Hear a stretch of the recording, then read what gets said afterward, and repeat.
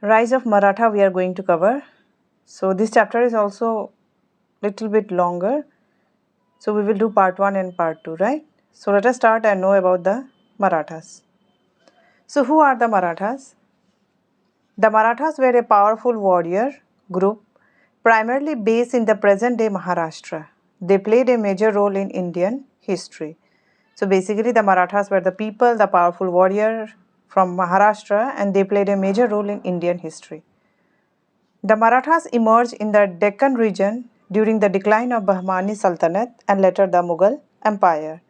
So this one we have covered in the reshaping of political map of India.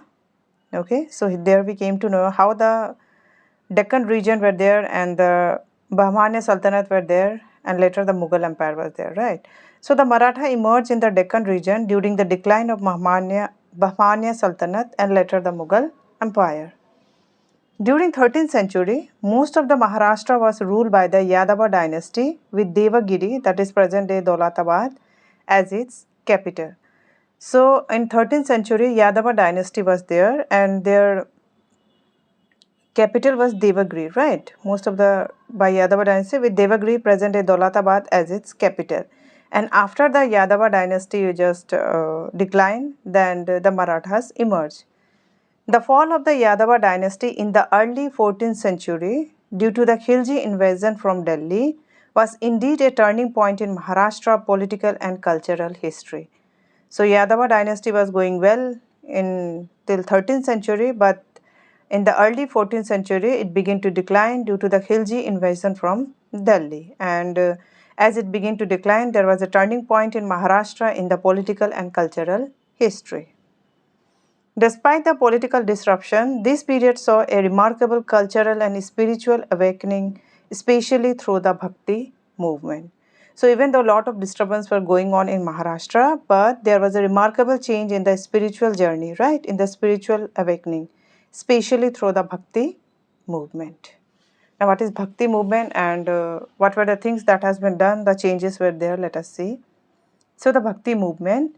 The fall of Yadava dynasty brought foreign rule and instability. It unintentionally created space for a cultural and spiritual revival in Maharashtra. So as the Yadava dynasty was fall, what happened? The foreigners came, right? And it unintentionally, foreigner means those who were not from the India, they came and it unintentionally created a space for a cultural and spiritual revival in Maharashtra. The Bhakti movement is a devotional movement focused on personal connection with God through love, that is Bhakti. It shaped Marathi culture and literature. So due to this Bhakti movement in Maharashtra, what happened? The culture and the literature of Marathi was just getting a shape, right? Getting its importance. So the Bhakti movement gave the Marathas a strong moral base, unified identity and mass support, which turned spiritual strength into political power under leaders like Shivaji Maharaj. So what happened? Due to this Bhakti movement, the Marathas were they just morally they were becoming very much good and they have a just unified identity, they were coming together, they are united and there was a mass support also, which again turned spiritual strength into political power under the leaders like Shivaji Maharaj. Okay, so this is about the Bhakti movement. Now in this Bhakti movement, we will see some key saints and poets of Maharashtra. They are very much famous also. So Sant Gyaneshwar, he wrote Gyaneshwari, made spiritual knowledge accessible. Sant Namdev, he just wrote devotional hymns. Sant Eknath, he promoted unity and compassion, wrote abhangs and spiritual poetries. Okay, these are the key saints. They were very much famous.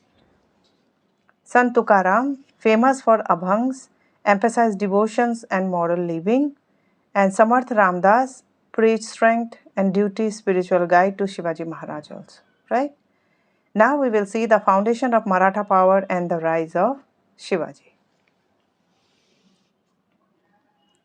Shivaji was born in 1630 in the Bhosle clan to Sahaji Bhosle and Jijabai. So Shivaji was born in 1630 and his father was Sahaji Bhosle and mother Jijabai. He was raised in Pune, which was granted to his father Sahaji Bhosle by the Bijapur Sultanate. Okay. His mother Jijabai and guardian Dadoji Khondadev managed his early education. He was trained in warfare, administration, and statecraft from a very young age. At the age of 16, Shivaji launched military campaign by capturing neglected and unoccupied forts and strengthening their defense. So at the age of 16, Shivaji Maharaj began to launch the military campaign and begin to capture the neglected and unoccupied forts and strengthen its defense.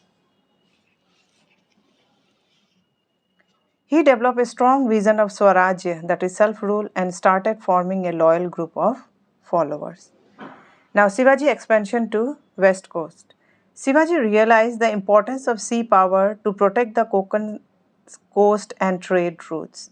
He built sea forts like Sindhudurg and created a strong fleet, laying the foundation of India's first modern navy. Okay, so Shivaji Maharaj understood the importance of the sea near the Konkan coast and the trade routes. So what did he do? He just built a sea fort like the Sindhudurg and created a strong fleet, okay, laying the foundation of India's first modern navy. Bijapur Sultanate, Afzal Khan and Shivaji. So here is a short story of Shivaji. Let us see. Shivaji was rising in power and had captured several forts challenging Bijapur authority. So at that time when Shivaji was growing and this one Bijapur Sultanate was there, and Shivaji Maharaj father, that is Saji Bhosle, was also working under Bijapur Sultanate. So when they came to know about the Shivaji was rising his power, his growing influence and call for Swarajya threatened the Sultanate control over the Deccan region. So now these Bijapur Sultanate are really very much afraid of this Shivaji influence, and they think now it is a threatened call for them. Afzal Khan, a senior general, was sent to crush Shivaji and end his rebellion. So as a result, Afzal Khan, a senior general, was sent to crush Shivaji and end his rebellion.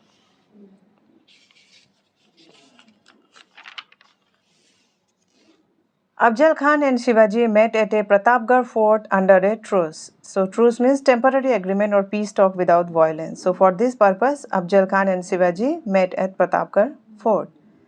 Afzal Khan, while talking or while their talk has been ended or in between them, Afzal Khan tried to kill Shivaji during the meeting, but Shivaji defended himself using a tiger claw weapon, Wagnak, and killed him. Okay, so Afzal Khan wanted to try kill Shivaji, but Shivaji was also aware and he defended himself using a tiger claw weapon, that is Wagnak, and killed him. The picture of Wagnak is there in the chapter itself. So this event marked a major victory for Shivaji and boosted his fame across the region. Now Shivaji became more famous due to this incident. Shaista Khan and Shivaji. Again one more incident. Shaista Khan, the Mughal nobleman, invaded Pune with a big army for 3 years. In 1663, Shivaji launched a surprise night attack and wounded Shaista Khan, who escaped but lost 3 fingers. Now Shaista Khan was also attacking this Pune where Shivaji Maharaj was there. So one day what did Shivaji Maharaj launch a surprise night attack and wounded the Shaista Khan, who escaped but lost his 3 fingers. This daring raid, that is like the surgical strike, shocked the Mughals and increased Shivaji's reputation as a fearless leader.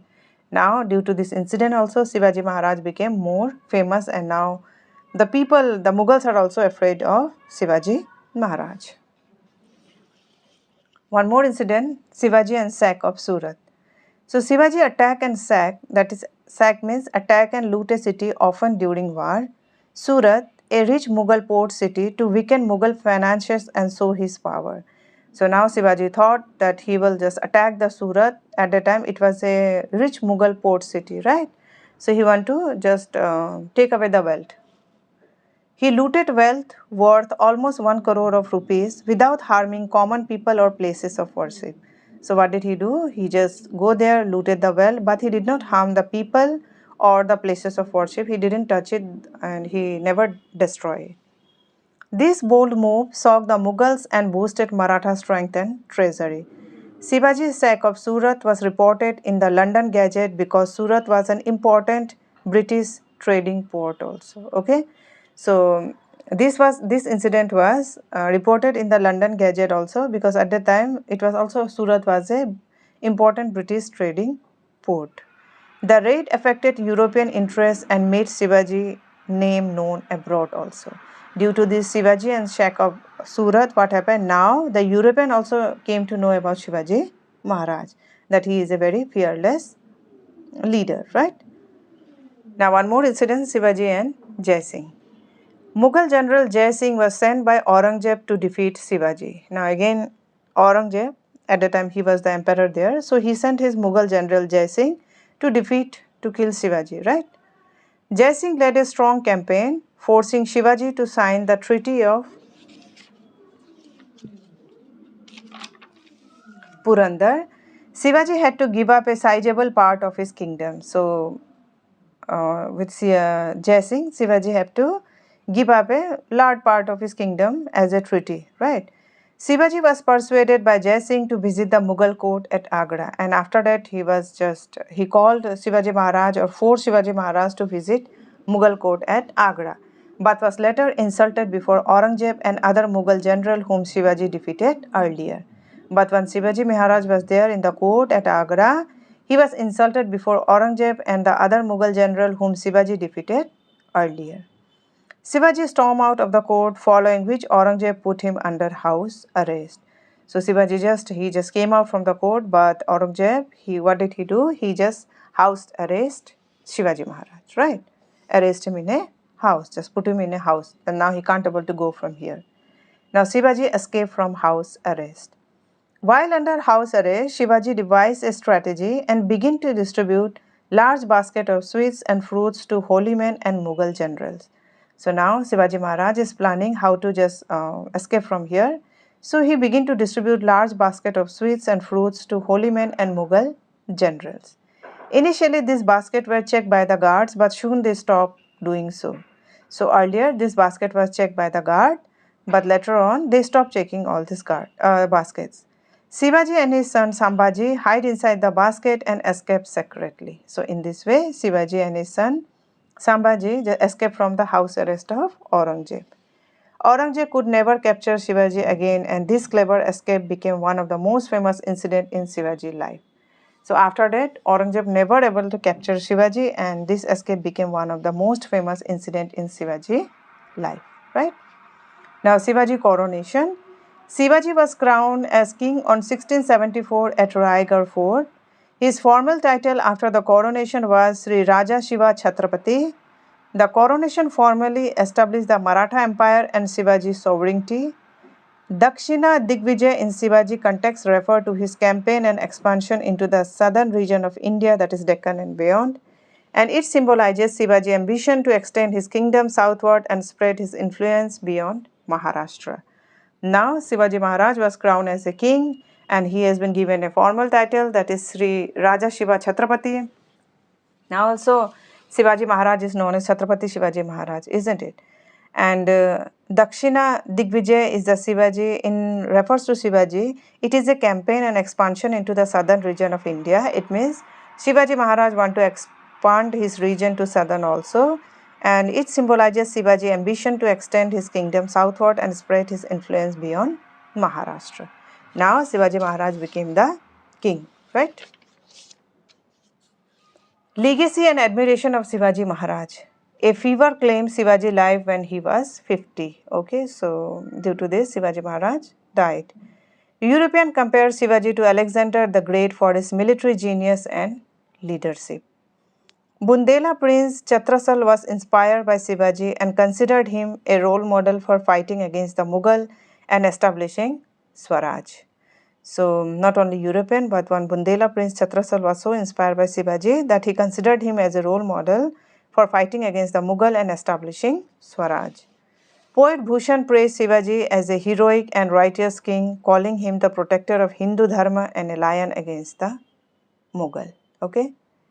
So the chapter is very long. Let us stop here, and we will continue the Maratha after Shivaji in the next video. Okay. So this is the part 1 of the chapter, that is the Rise of Maratha. Here we have seen about the Shivaji Maharaj, okay, and a few incidents also.